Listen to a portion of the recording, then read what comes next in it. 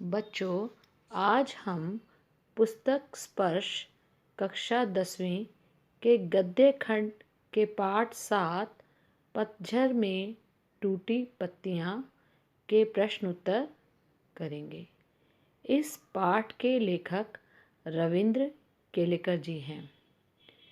रविंद्र केलेकर जी ने इस पाठ में थोड़ा कहा और अधिक समझना की मांग करते हुए कहा है कि ये प्रसंग महज पढ़ने और गुनने योग्य नहीं है, अपितु एक जागरूक और सक्रिय नागरिक बनने की प्रेरणा देता है।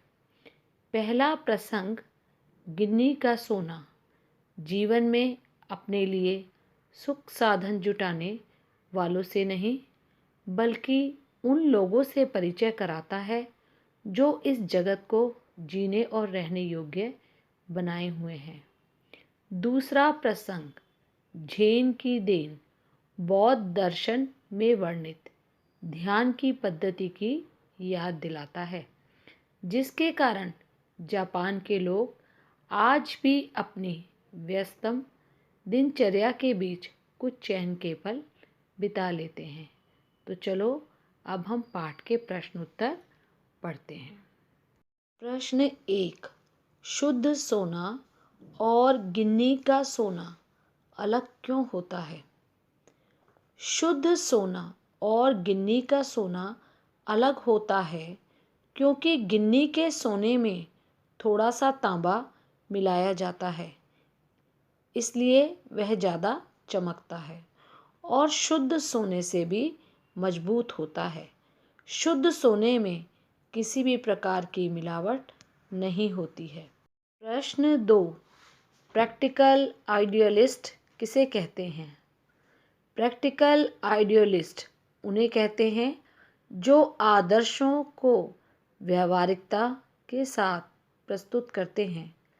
इनका समाज पर गलत प्रभाव पड़ता है क्योंकि ये कई बार आदर्शों से पूरी तरह हट जाते हैं और केवल अपने हानि लाभ के बारे में सोचते हैं। ऐसे में समाज का स्तर गिर जाता है। प्रश्न 3, पाठ के संदर्भ में शुद्ध आदर्श क्या है? पाठ के संदर्भ में शुद्ध आदर्श वे हैं जिनमें व्यावहारिकता का कोई स्थान ना हो, केवल शुद्ध आदर्शों को महत्व दिया जाए। शुद्ध सोने में तांबे का मिश्रण व्यावहारिकता है, तो इसके विपरीत शुद्ध सोना शुद्ध आदर्श है।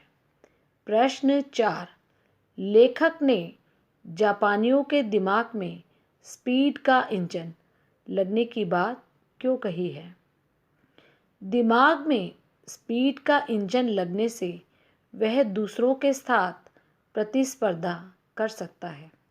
जापान के लोग पूर्ण रूप से प्रतिस्पर्धा में हैं। वे किसी भी तरीके से उन्नति करके अमेरिका से आगे निकलना चाहते हैं, इसलिए उनका मस्तिष्क सदैव तनावग्रस्त रहता है। इस कारण वे मानसिक रोगों के शिकार होते हैं।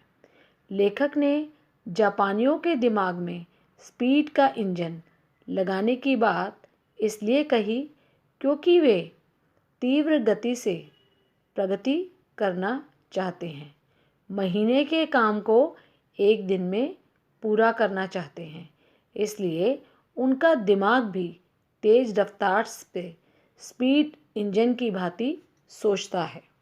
प्रश्न 5, जापान में चाय पीने की विधि को क्या कहते हैं? जापान में चाय पीने की विधि को चा नो यू कहते हैं। प्रश्न 6, जापान में जहाँ चाय पिलाई जाती है उस स्थान की क्या विशेषता है? जापान में जहाँ चाय पिलाई जाती है वह स्थान पर्णकुटी जैसा सजा होता है। वहाँ बहुत शांति होती है। प्राकृतिक ढंग से सजे हुए इस छोटे से स्थान में केवल 3 लोग बैठकर चाय पी सकते हैं। यहाँ अत्यधिक शांति का वातावरण होता है। प्रश्न क, निम्नलिखित प्रश्नों के उत्तर 25 से 30 शब्दों में लिखिए। प्रश्न 1। शुद्ध आदर्श की तुलना सोने से और व्यवहारिकता की तुलना तांबे से क्यों की गई है? यह स्पष्ट है कि जीवन में आदर्शवादिता का ही अधिक महत्व है। अगर व्यवहारिकता को भी आदर्शों के साथ मिला दिया जाए तो व्यवहारिकता ही सार्थक। प्रश्न क। निम्नलिखित प्रश्नों के उत्तर 25 से 30 शब्दों में लिखिए। प्रश्न 1।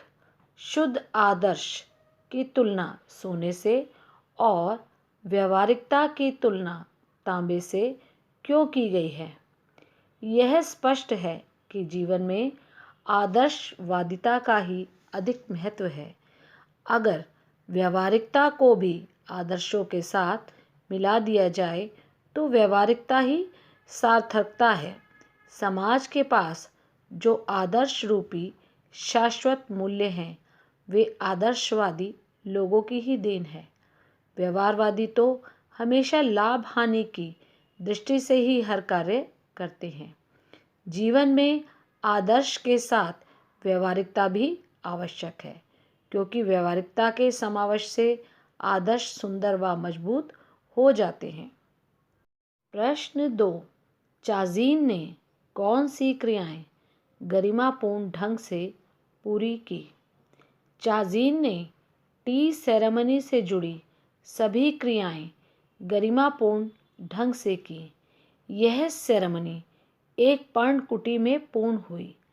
चाज़ीन द्वारा अतिथियों का उठकर स्वागत करना, आराम से अंगीठी सुलगाना, चायदानी रखना, दूसरे कमरे से चाय के बर्तन लाना, उन्हें तौलिए से पोंछना व चाय को बर्तनों में डालने आदि की सभी क्रियाएं गरिमापूर्ण ढंग अर्थात बड़े ही आराम से, अच्छे व सहज ढंग से की। प्रश्न 3। टी सेरेमनी में कितने आदमियों को प्रवेश दिया जाता था और क्यों? टी सेरेमनी में केवल 3 आदमियों को प्रवेश दिया जाता था। ऐसा शांति बनाए रखने के लिए किया जाता है।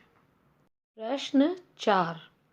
चाय पीने के बाद लेखक ने स्वयं में क्या परिवर्तन महसूस किया? चाय पीने के बाद लेखक ने महसूस किया कि जैसे उसके दिमाग की गति मंद हो गई हो। धीरे धीरे उसका दिमाग चलना बंद हो गया हो। उसे सन्नाटे की आवाज़ें भी सुनाई देने लगी। उसे लगा कि मानो वह अनंत काल से जी रहा है। वह भूत और भविष्य दोनों का चिंतन ना करके वर्तमान में जी रहा हो। उसे वह पल सुखद लगने लगे। ख। निम्नलिखित प्रश्नों के उत्तर 50 से 60 शब्दों में लिखिए। प्रश्न 1। गांधी जी में नेतृत्व की अद्भुत क्षमता थी। उदाहरण सहित इस बात की पुष्टि कीजिए। वास्तव में गांधी जी के नेतृत्व में अद्भुत क्षमता थी। वे व्यवहारिकता को पहचानते थे, उसकी कीमत पहचानते थे और उसकी कीमत जानते थे। वे कभी भी आदर्शों को व्यवहारिकता के स्तर पर उतरने नहीं देते थे, बल्कि व्यवहारिकता को आदर्शों पर चलाते थे। वे सोने में तांबा नहीं बल्कि तांबे में सोना मिलाकर उसकी कीमत बढ़ाते थे। गांधी जी ने सत्याग्रह आंदोलन, भारत छोड़ो आंदोलन, असहयोग आंदोलन व दांडी मार्च जैसे आंदोलनों का नेतृत्व किया तथा सत्य और अहिंसा जैसे शाश्वत मूल्य समाज को दिए। भारतीयों ने गांधी जी के नेतृत्व से आश्वस्त होकर उन्हें पूर्ण सहयोग दिया। इसी अद्भुत क्षमता के कारण ही गांधी जी देश को आज़ाद करवाने में सफल हुए थे। प्रश्न 2। आपके विचार से ऐसे कौन से मूल्य हैं जो शाश्वत हैं?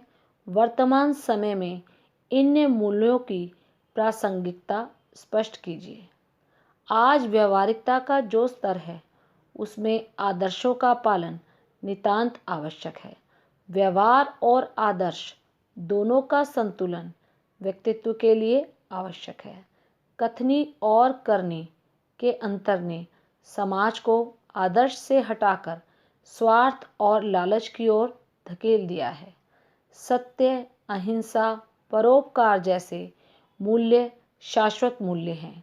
शाश्वत मूल्य वे होते हैं जो पौराणिक समय से चले आ रहे हों, वर्तमान में भी जो महत्वपूर्ण हों तथा भविष्य में भी जो उपयोगी हों। ये प्रत्येक काल में समान रहे। युग, स्थान तथा साल का इन पर कोई प्रभाव ना पड़े। वर्तमान में भी इन शाश्वत मूल्यों की प्रासंगिकता बनी हुई है। सत्य और अहिंसा के बिना राष्ट्र का कल्याण नहीं हो सकता। शांतिपूर्ण जीवन बिताने के लिए परोपकार, त्याग, एकता, भाईचारा तथा देश प्रेम की भावना का होना अत्यंत आवश्यक है। ये शाश्वत मूल्य युगों युगों तक कायम रहेंगे। अपने जीवन की किसी ऐसी घटना का उल्लेख कीजिए जब शुद्ध आदर्श से आपको हानि लाभ हुआ हो। दूसरा, शुद्ध आदर्श में व्यवहारिकता का पुट देने से लाभ हुआ हो। इस प्रश्न का उत्तर विद्यार्थी अपने अनुभव के आधार पर स्वयं लिखेंगे। प्रश्न 4, शुद्ध सोने में तांबे की मिलावट या तांबे में सोना गांधी जी के आदर्श और व्यवहार के संदर्भ में यह बात किस तरह झलकती है, स्पष्ट कीजिए। शुद्ध सोना आदर्शों का प्रतीक है और तांबा व्यवहारिकता का प्रतीक है। गांधी जी व्यवहारिकता को ऊंचा स्तर देकर आदर्शों के स्तर तक लेकर जाते थे, अर्थात तांबे में सोना मिलाते थे।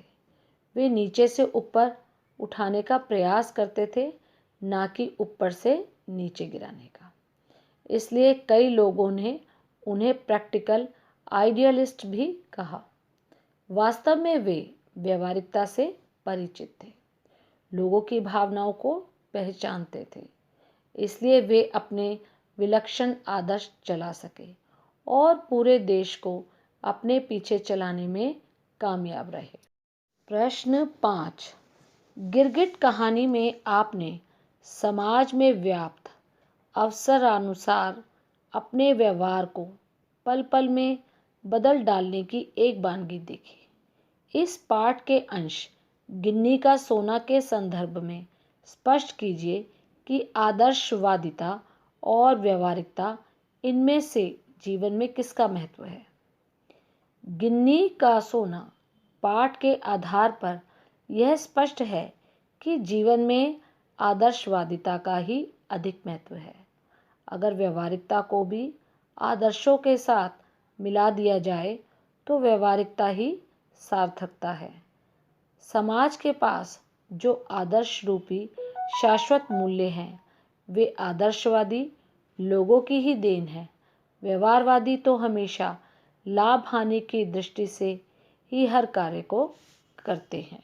प्रश्न 6, लेखक के मित्र ने मानसिक रोग के क्या क्या कारण बताए, आप इन कारणों से कहाँ तक सहमत हैं। लेखक के मित्र ने मानसिक रोग का कारण बताया कि जापानियों ने अमेरिका की आर्थिक गति से प्रतिस्पर्धा करने के कारण अपनी दैनिक। प्रश्न 6, लेखक के मित्र ने मानसिक रोग के क्या क्या कारण बताए, आप इन कारणों से कहाँ तक सहमत हैं। लेखक के मित्र ने मानसिक रोग का कारण बताया कि जापानियों ने अमेरिका की आर्थिक गति से प्रतिस्पर्धा करने के कारण अपनी दैनिक दिनचर्या की गति बढ़ा दी। यहाँ कोई चलता नहीं बल्कि दौड़ता है। वे 1 महीने का काम 1 दिन में करने का प्रयास करते हैं। इस कारण वे शारीरिक व मानसिक रूप से बीमार रहने लगे हैं। लेखक के ये विचार सत्य हैं क्योंकि शरीर और मन मशीन की तरह कार्य नहीं कर सकते, और यदि उन्हें ऐसा करने के लिए विवश किया जाए तो उनका मानसिक संतुलन बिगड़ जाना अवश्यंभावी है। प्रश्न 7। लेखक के अनुसार सत्य केवल वर्तमान है, उसी में जीना चाहिए। लेखक ने ऐसा क्यों कहा होगा, स्पष्ट कीजिए। इसका आशय है कि लेखक के अनुसार सत्य केवल वर्तमान है। वर्तमान में जीना इसलिए आवश्यक है क्योंकि ऐसा करने से स्वास्थ्य ठीक रहता है और जीवन में उन्नति होती है। यदि हम भूतकाल के लिए पछताते रहेंगे या भविष्य की योजनाएं ही बनाते रहेंगे तो दोनों बेमानी या निरर्थक हो जाएंगे। हम भूतकाल से शिक्षा लेकर तथा भविष्य की योजनाओं को वर्तमान में ही परिश्रम करके कार्यान्वित कर सकते हैं। भगवान कृष्ण ने गीता में भी वर्तमान में ही जीने का संदेश दिया है ताकि मनुष्य तनाव रहित मुक्त होकर स्वस्थ तथा खुशहाल जीवन बिता सके। ग। निम्नलिखित के आशय स्पष्ट कीजिए। प्रश्न 1। समाज के पास अगर शाश्वत मूल्यों जैसा कुछ है तो वह आदर्शवादी लोगों का ही दिया हुआ है। इसका आशय है कि समाज के पास अगर शाश्वत मूल्यों जैसा कुछ है तो वह वास्तव में यह धरोहर आदर्शवादी लोगों की ही दी हुई है। जैसे गांधी जी का अहिंसा और सत्याग्रह का संदेश, राजा हरिश्चंद्र की सत्यवादिता तथा भगत सिंह की शहादत आदि अनेक हमारे प्रेरणा स्रोत हैं। हम इनके दिखाए रास्ते पर चलते हैं और इनके गुणों को आचरण में लाते हैं। प्रश्न 2। जब व्यवहारिकता का बखान होता है तब प्रैक्टिकल आइडियलिस्टों के जीवन से आदर्श धीरे धीरे पीछे हटने लगते हैं और उनकी व्यवहारिक सूझबूझ ही आगे आने लगती है। जब आदर्श और व्यवहार में से लोग व्यवहारिकता को प्रमुखता देने लगते हैं और आदर्शों को भूल जाते हैं तब आदर्शों पर व्यवहारिकता हावी होने लगती है। प्रैक्टिकल आइडियलिस्ट लोगों के जीवन में स्वार्थ व अपनी लाभ हानि की भावना उजागर हो जाती है। प्रैक्टिकल आइडियलिस्ट एक ऐसा व्यक्तित्व है जिसमें आदर्श और व्यवहार का संतुलन होता है।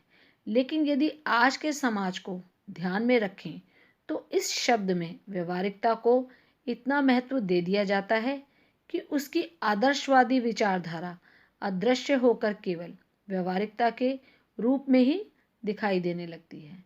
आदर्श व्यवहार के उस स्तर पर जाकर अपनी गुणवत्ता खो देता है और धीरे धीरे आदर्श मूल व्यवहार के हाथों समाप्त हो जाता है। प्रश्न 3।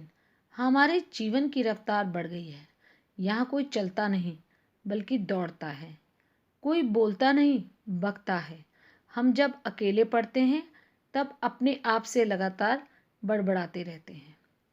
जापान के लोगों के जीवन की गति बहुत अधिक बढ़ गई है, इसलिए लोग चलते नहीं बल्कि दौड़ते हैं।